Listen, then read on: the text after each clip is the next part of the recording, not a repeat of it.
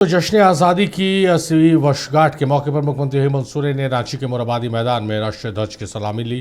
पहली बार राष्ट्रगीत का पूरा अंतरा गाकर राष्ट्रीय ध्वज फहराया गया। इसके बाद राष्ट्रगान हुआ। राष्ट्रगान के बाद मुख्यमंत्री ने राज्य की जनता को संबोधित किया। मुख्यमंत्री ने अपने संबोधन में झारखंड को बने 25 साल हो गए हैं, अब राज्य को अगले 25 वर्षों की दिशा तय करनी है।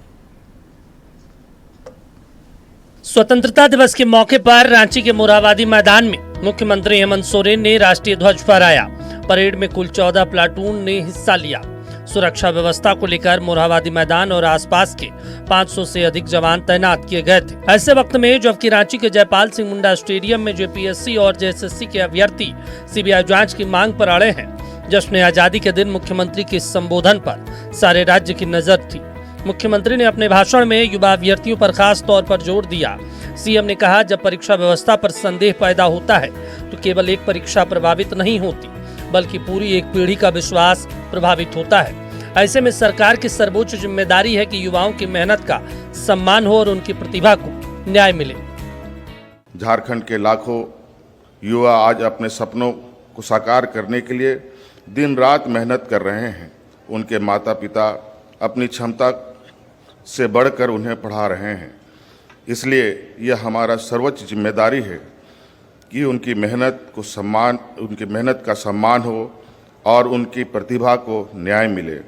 मैं जानता हूं कि पिछले कुछ समय में भर्ती परीक्षाओं को लेकर अनेक प्रश्न उठे हैं।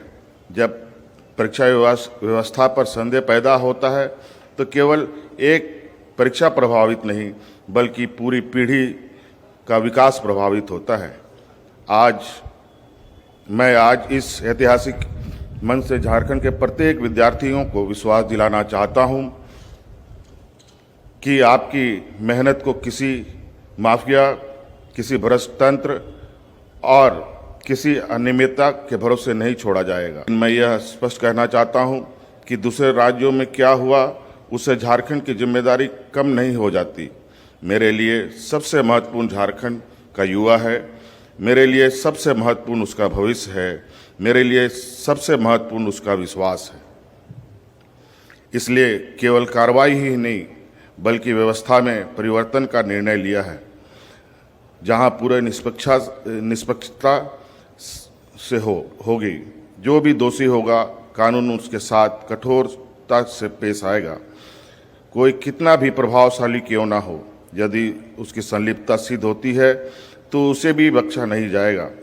लेकिन साथ ही हम बिना प्रमाण के किसी को दोषी ठहराने की भी राजनीति नहीं करेंगे। न्याय होगा और निष्पक्ष होगा।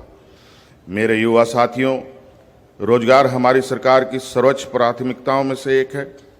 हमारा उद्देश्य केवल रिक्त पद भरना नहीं, हमारा लक्ष्य ऐसे झारखंड बनाना है जहां सरकारी सेवा के साथ साथ उद्योग, एमएसएमई, कृषि, डेयरी, मत्स्य, पर्यटन, डिजिटल सेवाओं और स्टार्टअप के क्षेत्रों में भी लाखों नए अवसर तैयार हों।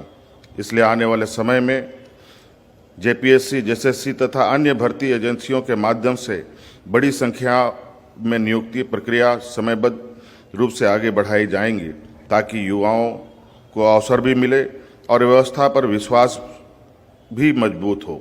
आपके सपनों की रक्षा करना केवल सरकार की जिम्मेदारी नहीं, बल्कि मेरा व्यक्तिगत दायित्व भी है।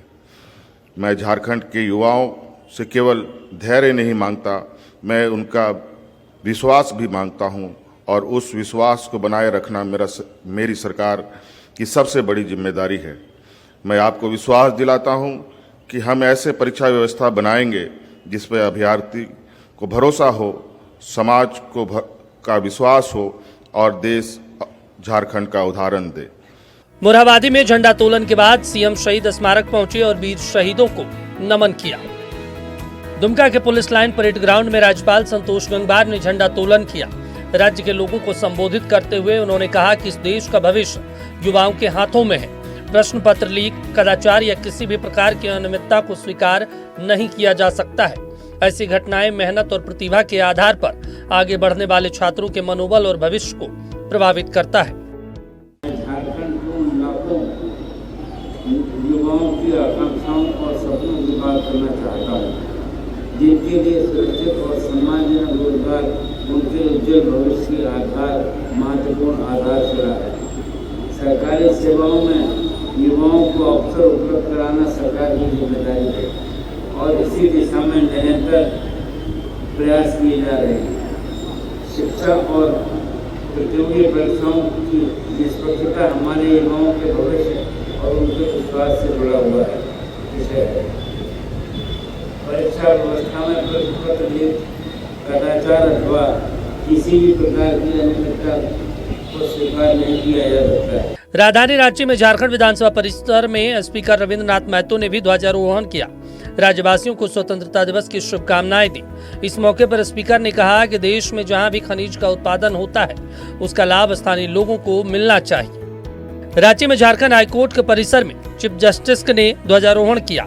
इस मौके पर बड़ी तादाद में जज, वकील और हाईकोर्ट के कर्मचारीगण मौजूद थे। रांची में बीजेपी के प्रदेश कार्यालय में प्रदेश अध्यक्ष आदित्य साहू ने ध्वजारोहण किया और तिरंगे को सलामी दी। वहीं रांची में कांग्रेस के प्रदेश कार्यालय में भी झंडा तोलन समारोह हुआ, जिसमें प्रदेश कांग्रेस के तमाम बड़े नेता और कार्यकर्ता मौजूद थे। ब्यूरो रिपोर्ट, नक्षत्र न्यूज। यशवंत हमारे सहयोगी है, उनका रुख कर लेते हैं जयपाल सिंह मुंडा स्टेडियम से, जहाँ जेपीएससी जेएसएससी अभ्यर्थी आज भी धरने में बैठे हुए हैं। यशवंत, आज मुख्यमंत्री का भाषण और पूरी तौर से भाषण केंद्रित रहा छात्रों पर, शिक्षा पर, पेपर लीक पर, ये तमाम तरह की चीज़ें मुख्यमंत्री ने कहा और छात्रों को इंसाफ मिलेगा, ये तमाम चीज़ें कही हैं। मुख्यमंत्री के आज के भाषण या उनकी जो कही हुई बात है उससे आज छात्रों को कितना इत्तेफाक नजर आ रहा है, क्योंकि आप छात्रों के बीच में हैं?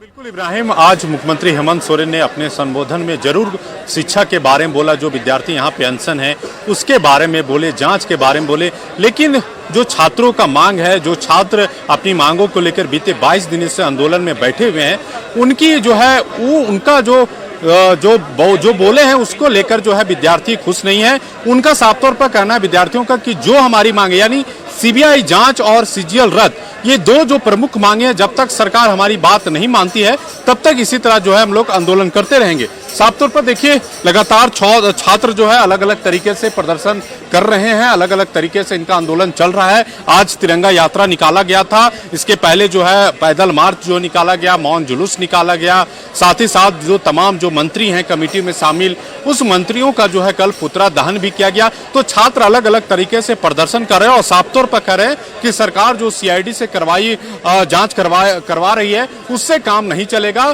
सीबीआई जांच से पूरी मामले की जांच होनी चाहिए, तब जो है पूरे मामले क्या उजागर होगा। देखिए, इस प्रोटेस्ट में विद्यार्थियों से मुलाकात करने के लिए सिर्फ झारखंड ही नहीं, अलग अलग राज्य के जो कोचिंग संचालक हैं, विद्यार्थी हैं, छात्रों के समर्थन में पहुंच रहे हैं और उनसे बातचीत कर रहे हैं और मदद का भरोसा भी दे रहे हैं। हमारे साथ भाई हैं, पटना से आए हैं, आप झारखंड पहुंचे हैं, विद्यार्थियों से मुलाकात कर रहे हैं। पहले तो विद्यार्थियों का जो मांग है वो कितना जायज आप समझते हैं? मेरे तरफ से तो मैं पूरा जायज समझता हूँ।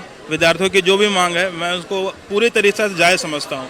जिस तरह से घर में हमारे गार्जियन होते हैं, उस तरह से हमारे राज्य के गार्जियन आप हैं, आप सरकार हैं, आप हमारे गार्जियन। आप अगर ध्यान नहीं देंगे, ये बच्चे यहाँ भूख हड़ताल करने के लिए, ये बच्चे यहाँ धूप में पानी में बैठने के लिए नहीं हैं। इनको भविष्य बनाना है, इनको देश बनाना है, इनको पढ़ाई करना है, आगे जगह जगह विभिन्न जगहों पे इनको जॉब लेना है, कुछ काम करना है, ना कि यहाँ बैठना है। तो इसके जिम्मेदार कौन है? मैं चाहता हूँ, मेरी यही डिमांड है, मैं चाहता हूँ कि केंद्र सरकार इस पर एक्शन ले और आके इस पर प्रेशर बनाए और सीबीआई की जांच हो और पूरी तरह से हमारा क्या मांग है, बस एक छोटा सा मांग है कि एक निष्पक्ष एग्जाम हो, और तो कुछ नहीं चाह रहे आपसे। हम अपने दम पे एग्जाम निकालेंगे, हम तो ये नहीं बोल रहे कि आप मेरे छात्रों का उलगुलान आप देखिए सिर्फ झारखंड नहीं, बिहार के पूरे देश में। मैं दिल्ली भी गया था इस प्रोटेस्ट के लिए, जब वहाँ पे प्रोटेस्ट हो रहा था मैं दिल्ली गया, उनके साथ वहाँ भी बैठा, और जो कंडीशन दिल्ली में था, एक डर का माहौल लगता था कि अब लड़ाई हो जाएगी, अब लाठीचार्ज हो जाएगा, लेकिन यहाँ जितना शांतिपूर्वक तरह से। तो तमाम लोग दूसरे राज्यों से पहुंच रहे हैं छात्रों का हौसला बढ़ाने के लिए और उनकी मांगों को जायज ठहरा रहे। अब इंतजार है कि सरकार की तरफ से इनकी मांगों को लेकर कब और क्या पहल की जाती है। बहुत शुक्रिया यशवंत आपका तमाम बातचीत, तमाम जानकारियों के लिए। तो मेरे